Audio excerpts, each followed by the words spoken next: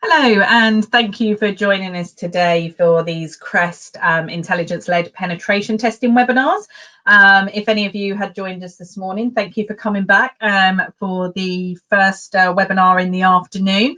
And I'd like to introduce you to Oliver Fairbank, and he's from Orpheus and also part of the CREST Threat Intelligence Professionals group. So he will be talking about towards active reconnaissance today. So just before I hand over to Oliver, just wanted to go through you get a chance to ask questions at the end of this presentation. So please do ask those questions. Now you have two options of how to do that. There is a question pane which is on the side. You just have to press the questions button and you can type those questions in the question pane. Or however, if you would actually like to ask them directly, there is a raise hand function, so you can just raise your hand. We will make sure that we unmute you and you can speak to Oliver. So it would be great to see that interactive part at the end of this presentation. So please feel free to raise those hands and we will make sure that your questions get asked. Okay then, so take care and over to Oliver. Thanks. Real thanks, Debbie, and welcome back to everyone who's been able to join some of the presentations earlier today. So as Debbie mentioned, the title of my presentation is Towards Active Reconnaissance. So I'm basically going to be talking and hopefully starting a discussion around the kind of limits of active and passive reconnaissance as part of intelligence-led security testing schemes. So even before I get into even the structure of the talk, or kind of introduce myself and my perspective on this issue in a bit of detail, hopefully we will have been able to load up a poll question via the sort of Go webinar functionality. And this is just, do you think that threat intelligence providers should be able to conduct active reconnaissance as part of intelligence-led security testing exercises? So if you're able to provide your responses to that, I think it's just a simple yes or no. That would be much appreciated. I think the poll should be open now. Yeah, so the poll will be up on your screen now. I can see that there's plenty of you already voting. So we'll just give it a few more seconds for people to cast their votes. Fantastic, thanks. Debbie, are we okay to return to the results slightly later in the piece? We can do. So if you can just give me a couple of seconds. There's still people voting at the moment, and then we will close the poll and you can carry on with the presentation. So I can see we're slowing down a little bit now with people voting. So I'm going to close the poll, and there we go. And we will return to those results at the end. Thank you. Fantastic. Cheers, Debbie. So thanks to those that have been involved with that. I think just in terms of the kind of structure and even the objective of my presentation this afternoon.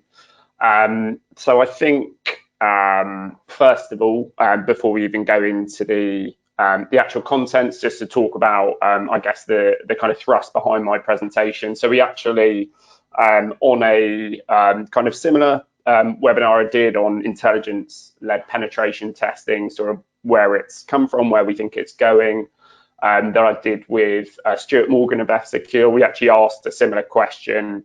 We're quite overwhelmed at the kind of strength of the response in favour of a more active role for threat intelligence providers as part of that reconnaissance process.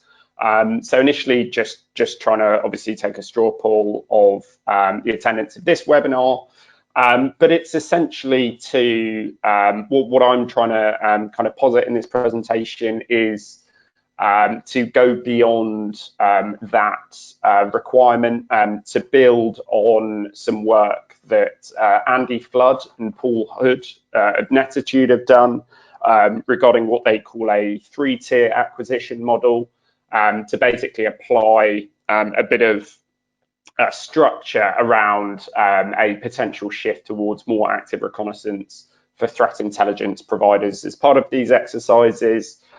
And I'm going to do that in a kind of few different steps. So first of all, I'm going to talk a bit about the background and the kind of split between active and passive reconnaissance.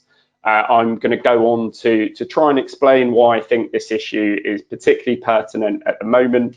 I'm going to touch upon the model that Andy Flood and Paul Hood, again, have developed at Nettitude. I'm very much kind of standing on the shoulders of their work here, but just trying to kind of apply it to, I guess, the business context of these engagements.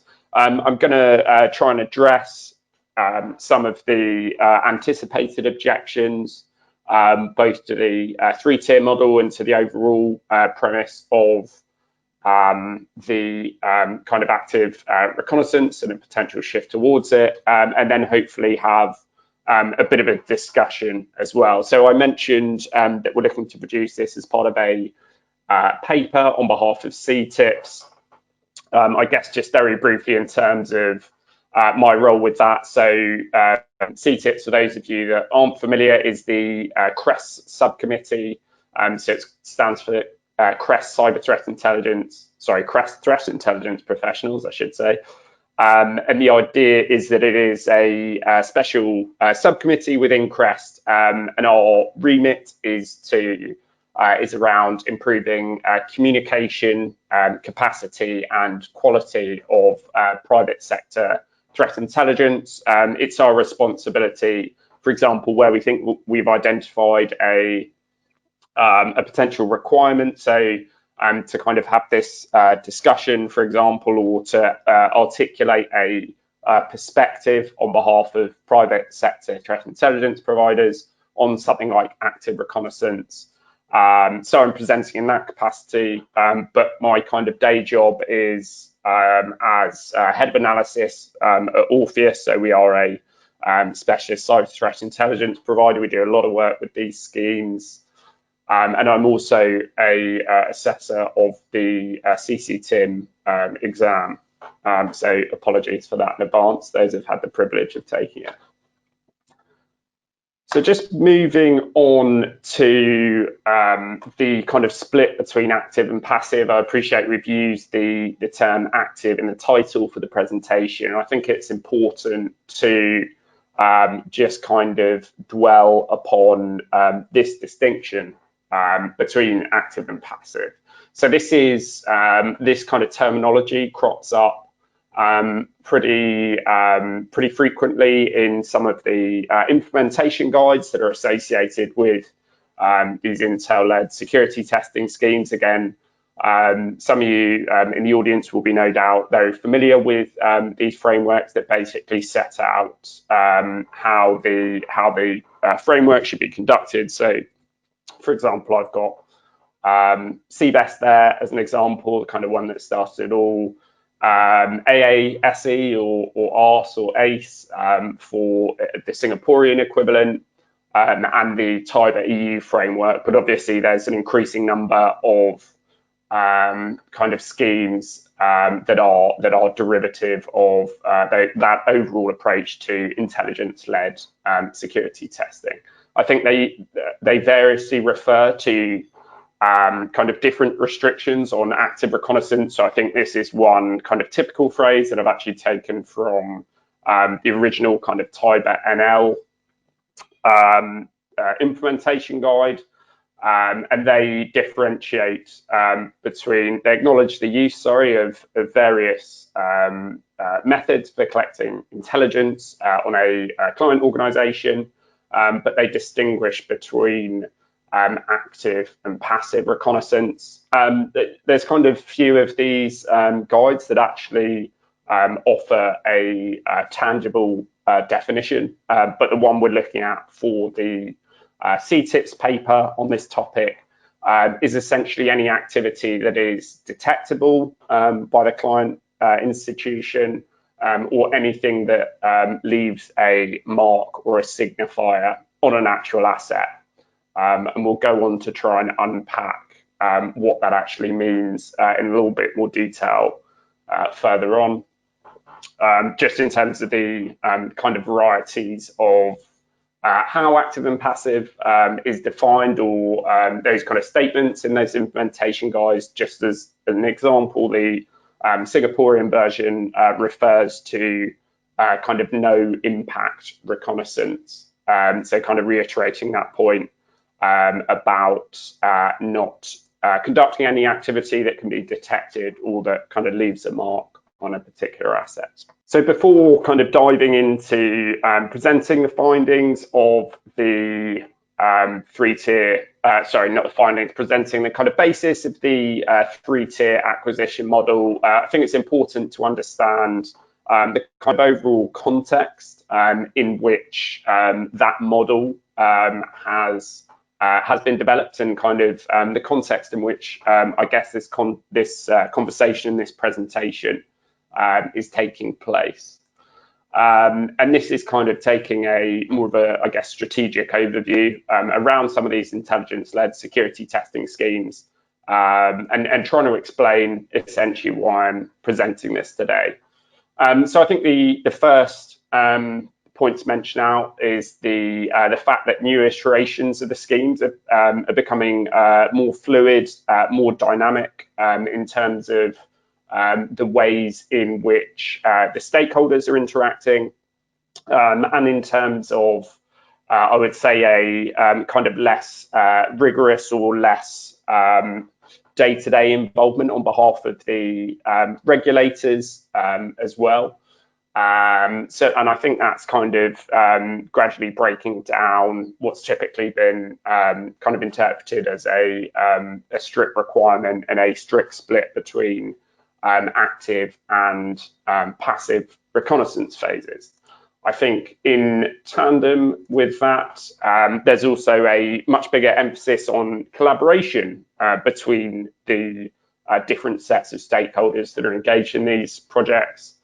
So I think initially, particularly with the kind of very first iteration of CBEST exercises, so sort of going back to early 2015, this would have been, I think there was more of a perception of sort of passing threat intelligence over a kind of wall to the penetration testing team, and kind of letting them get on with it. I think both in terms of the kind of changes to working practices as part of CBEST, but it's also been this emphasis on collaboration has also been captured and kind of explicitly celebrated as part of the implementation guides, and obviously the practice as well for some of the newer schemes, so particularly TIBER EU and its derivatives.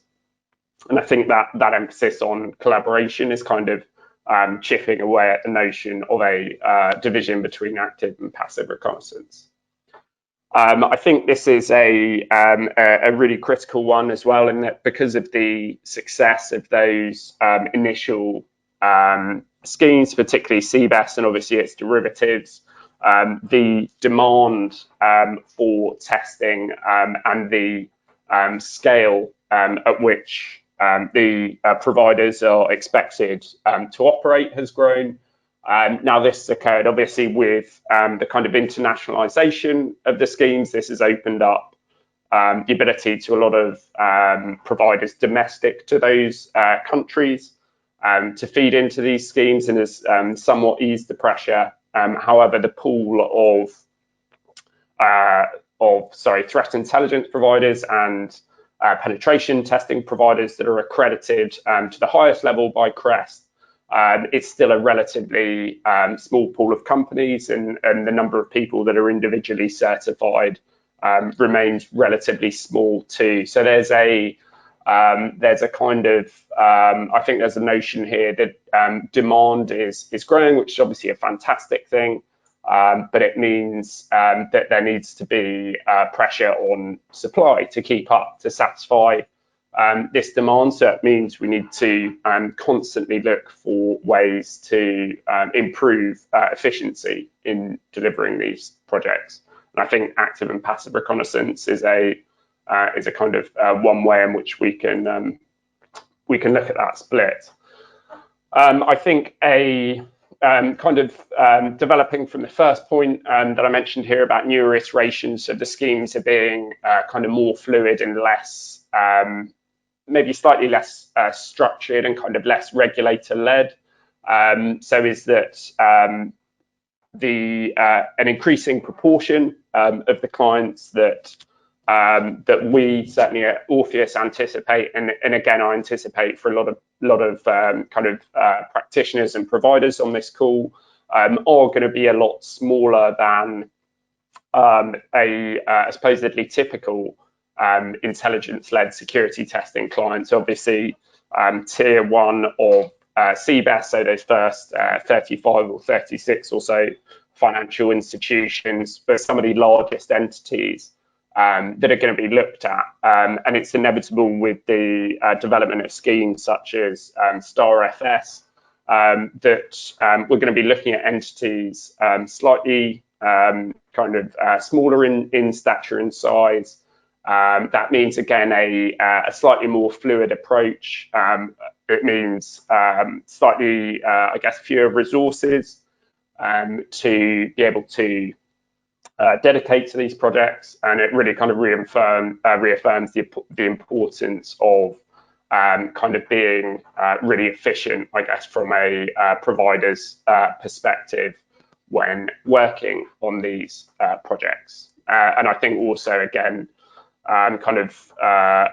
should provide further impetus for providers to potentially reduce duplication of labour that ideally can be avoided with something like a move to active reconnaissance.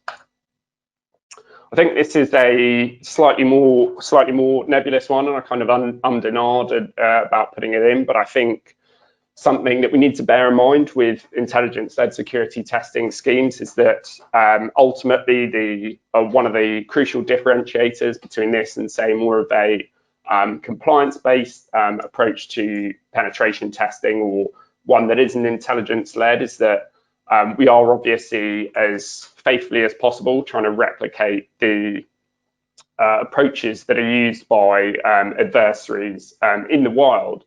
And I think it's important that in terms of the structure and the way we approach these projects, that is replicated to a certain extent in the reconnaissance phase as well.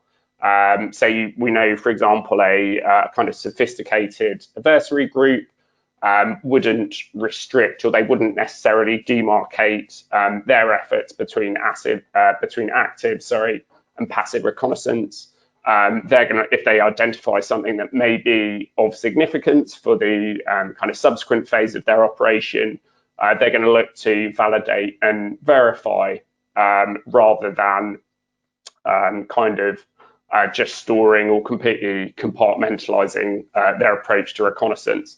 So I think, again, it's important that the schemes are able to kind of move with the times, as it were, move with the threat landscape, and ensure that that kind of increasingly dynamic and almost time-sensitive reconnaissance phase that's used by some adversaries is reflected in what the providers are able to do.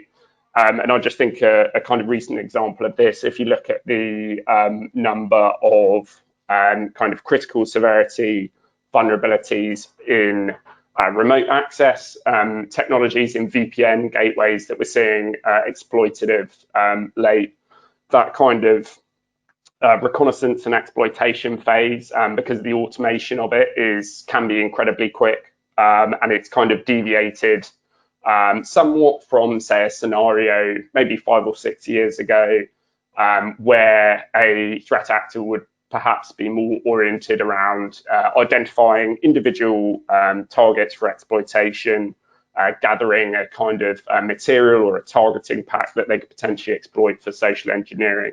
So I think it's really important that the schemes kind of continue to update to effectively replicate and understand what threat actors are doing.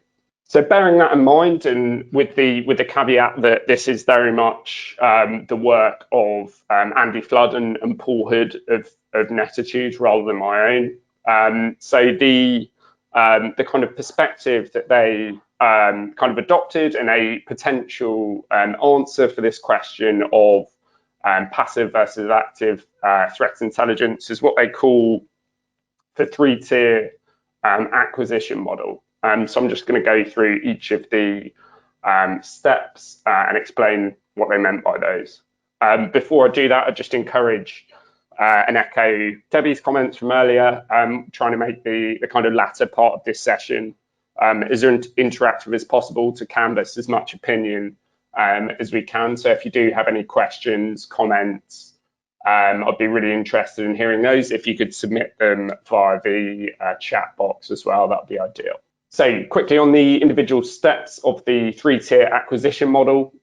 So they've kind of devised this in a pyramid type shape, and I think this is the kind of pyramid analogy itself is really important in determining in capturing the overall kind of flavor of the three-tier acquisition model, in that it is designed to be targeted at uncovering increasingly specific intelligence on a target estate, rather than kind of taking a broader look at it. So quickly on the passive or zero interaction phase.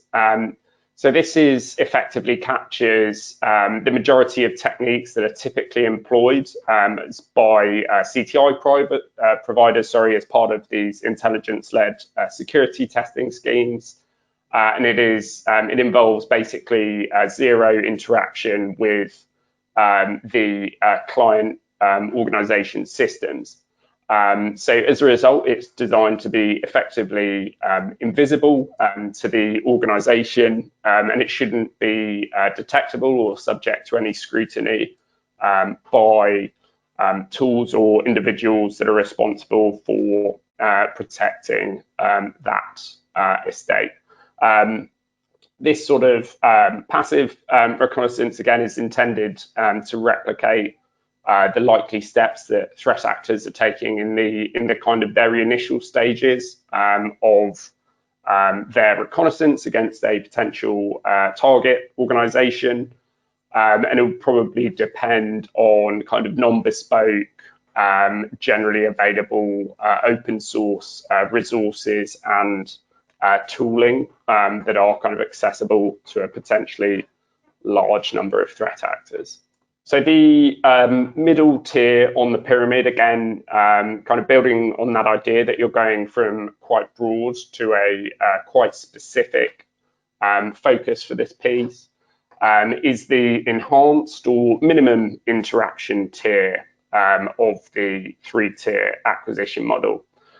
So this is looking at taking a step towards developing a more complete picture of the subject. So at this tier, analysts are empowered to initiate minimal connectivity to the organization's infrastructure in order to confirm and elaborate upon findings that are discovered during that initial passive phase of reconnaissance.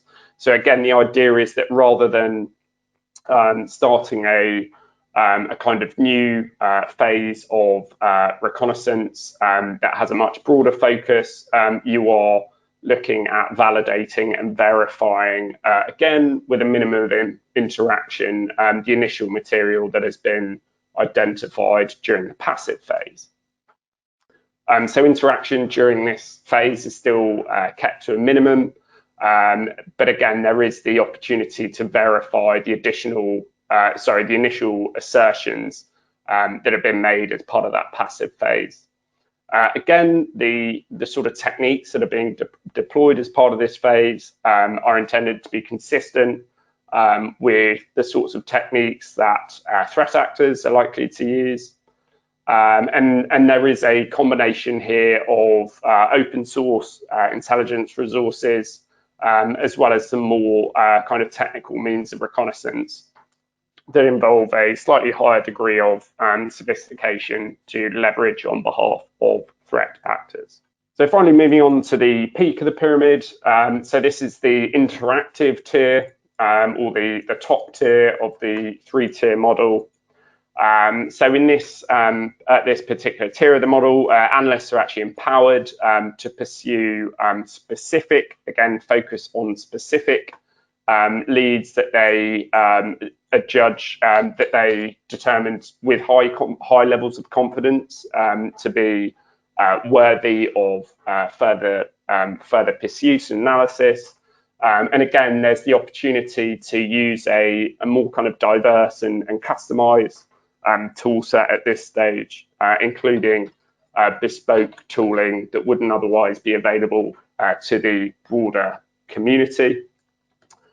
Generally, this sort of activity at this level is going to involve some sort of interrogation of systems or services, but again, with the explicit objective of either confirming or denying a potential finding from either the passive or enhanced level, rather than, again, looking to uncover new kind of avenues of inquiry or uncover new potential sources.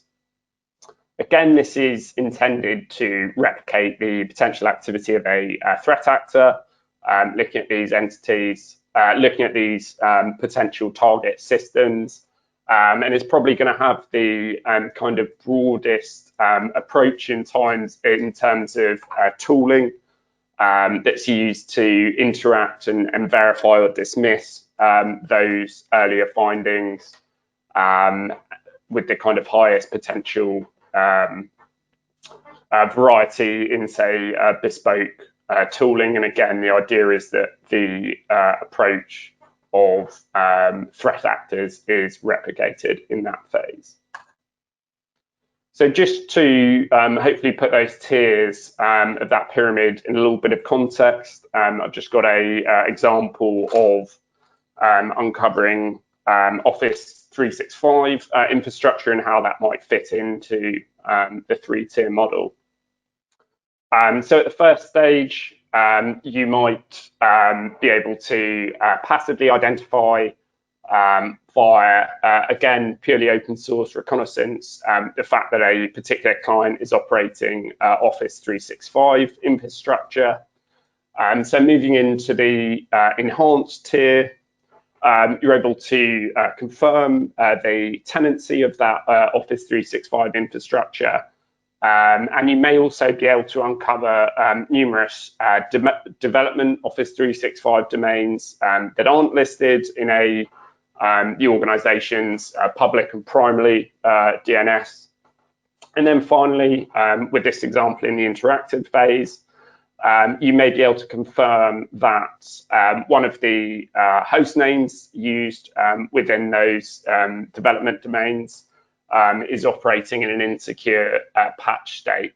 I think the idea is, with that particular example, that now you've been through that process of moving from the passive to interactive tier, you can much more accurately replicate the TTPs in terms of reconnaissance that would be used by a adversary looking at that particular system, and you're able to provide a much more granular and actionable finding to the red team or penetration testing team that are working on the engagement as a result. So just quickly in terms of operating constraints, particularly for the enhanced tier, as I've tried to kind of reaffirm repeatedly, there are caveats to this approach, and it needs to be kind of deployed in a very considered manner. So the first of those is that it should be specific, not scattergun. So I've used the rather clumsy analogy here of the scalpel versus the went in a kind of internet rabbit hole and looking for something that was indiscriminate and found the punt gun. So this is a gun for duck hunting that they used to have to mount on little punts because the recoil was so strong. And the idea was that you could shoot 50 ducks at a time, and then actually got banned just because of the effect on the wildlife population. But the idea here is, and the rather clumsy analogy is, that when you are moving to that enhanced tier, you're using it to investigate and validate or either dismiss critical kind of key findings rather than using that less discriminate approach on a broader scale. Similarly, any activity on this enhanced tier should be conducted on the basis that it is at most going to present background noise for a SOC rather than an incident that's going to be detected and potentially prompt escalation. So the idea is that it's behind the kind of stock image there is that it's background noise that can be ignored. It's probably a scene that's familiar to all too many of us during this extended period of lockdown and working from home. And finally, I think the critical kind of operating constraint from that enhanced tier is that it should not change the state of the target device. So I think the kind of a couple of points come out from this as an overall set of operating constraints. I think firstly, although the kind of approach to specificity is very much more on the side of the threat intelligence provider, the latter 2 points are obviously slightly more subjective. So, for example, what one SOC might detect as background noise or not be able to detect may become effectively more of a priority for investigation for other SOCs.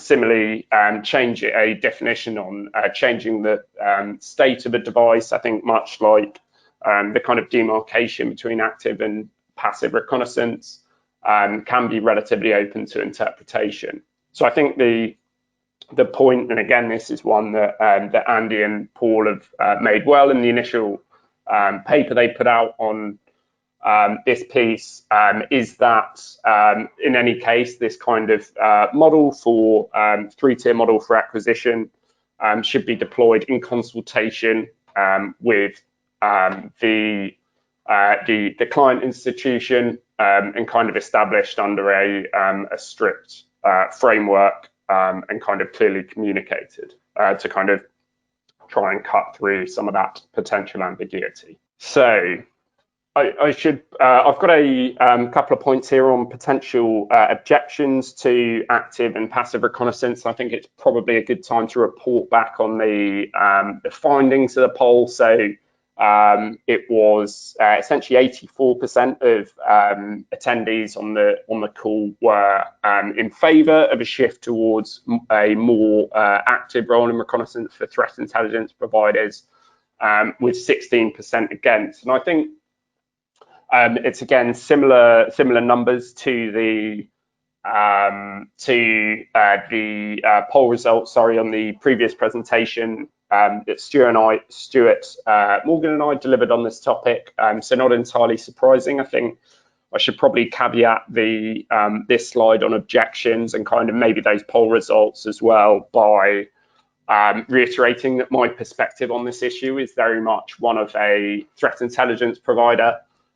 So obviously my kind of key objectives for these engagements are to satisfy the client requirements, be able to work well with our pen testing partners on these projects, as well as ensure that the regulatory requirements are satisfied. And I appreciate that, say, a regulator's perspective on what their kind of key objectives for these engagements are quite different to that, as are the pen testers, as are the client institutions themselves. So that said, I've kind of identified, and we go into a bit of detail in these on the paper, but I'd be, again, really interested in hearing opinions on kind of anticipated objections to this kind of more active model for potential reconnaissance. So first of all is a kind of rather broad one that I've just characterized as risk. So this is the notion that threat intelligence analysts, so even if they're kind of certified to a higher level, they're not necessarily specialists in the types of reconnaissance that we're talking about with that interactive and enhanced tier. And as a result of that, they could potentially pose a greater kind of operational risk or risk of disruption to the live systems that you're ultimately going to be looking at as part of the Intel-led security testing exercise. And again, to look at that from the client's perspective, managing that risk is likely to require additional resource. So I think one way of characterizing this is the typical shift in, say, the tempo of the engagement with a client as it changes from the threat intelligence phase of a engagement into the penetration testing phase. So it may involve, if you are giving a kind of green light for more active forms of reconnaissance, it means effectively a heightened state of readiness for the client institution as well, which brings obviously with it extra resource constraints. Similarly, and building on from that point about accreditation, so obviously CREST has a variety of accreditations, and there is a demarcation between threat intelligence and penetration testing accreditations for a reason. So obviously pen testers are the group that are certified by CREST to conduct these more active forms of reconnaissance on live systems rather than the threat intelligence analysts themselves, and the kind of differing structure of the accreditations kind of reaffirms that point. I think in terms of the focus of the engagement, again, although the ThreeTier acquisition model is intended to replicate a sort of broad to narrow focus of CBES and other Intel-led pen testing exercises, the potential to introduce more active reconnaissance at the kind of early during the threat intelligence phase of the engagement does increase the prospect of something that is effectively out of scope for the engagement being targeted. And this is not to say that a sort of active reconnaissance on behalf of a threat intelligence analyst can't use that scalpel approach to only look to verify particularly interesting findings. It may be that that particular interesting finding, for whatever reason, is in a different jurisdiction, say, or relates to a key system that has been explicitly de-scoped for the exercise. So there's the potential that some of that focus could be lost. I think consistency is another key point and a potential concern, particularly from the regulator's perspective. So there is one of the benefits between having that demarcation between active and passive reconnaissance is that it is a hopefully relatively easy to understand kind of point of demarcation. And it means the regulators can expect comparable results, particularly in terms of the targeting reports under the CBES framework between different threat intelligence providers. So obviously, each threat intelligence provider has their own specific methodology for these engagements, but they're all being conducted under the bounds of while being restricted to passive reconnaissance effectively. So if you start to kind of tweak or shift the boundaries of that, by definition, you're going to get less consistency between the way that different organizations are tested, which may diminish in turn the regulator's ability to kind of maintain that strategic overview of how different organizations compare against each other, which again, I think, remembering it from the regulator's perspective, is one of the critical things that they're looking to get out of these types of frameworks that do have these standardized methodologies. Next bullet on integrity. So this is a really important one. The potential that you're doing active reconnaissance, even if you're trying to avoid leaving any trace on a target system, it does increase the chances of effectively the blue team or the SOC or whoever else in the client institution being warned and kind of threatening the overall integrity of the Intel-led security testing exercise. Duplication, another key point. So occasionally, even if you are able to verify some of the findings of your kind of enhanced tier of reconnaissance and cut down on pen testers' work, there undoubtedly will be elements that are still going to require verification from the pen testers' side. And it will be difficult to kind of completely avoid any duplication of labour. So there's the notion that the threat intelligence team might be doing more without actually saving the pen testers' time. And finally, the legal aspect as well. So I appreciate there's a long-running campaign led by NCC to actually reform the Computer Misuse Act on the basis that it doesn't have strong provisions for even intelligence-led security testing schemes, but for those threat intelligence analysts and penetration testing providers. So the kind of legal ground which a threat intelligence analyst may be operating on and moving towards that enhanced tier of active reconnaissance in the 3-tier model may be less stable than it potentially could be. So those are that was kind of all I had to run through today in terms of slides, but really interesting see if we've had any questions in about any of the content I presented today, or if there are any kind of comments, thoughts, general feedback on the kind of approach espoused here, or the general shift towards or the kind of proposed potential shift, I should say, towards active reconnaissance. That's great. Thanks, Oliver. That was really interesting, and I know everybody's been quite attentive through your presentation, so that's really good. We have a couple of minutes to take any questions from anybody if they do have them. If anybody would like to raise their hand and ask Oliver a question. The other way is that obviously you can contact him at Orpheus, or you can contact ourselves on marketing at crest-approved.org if there are any questions or feedback.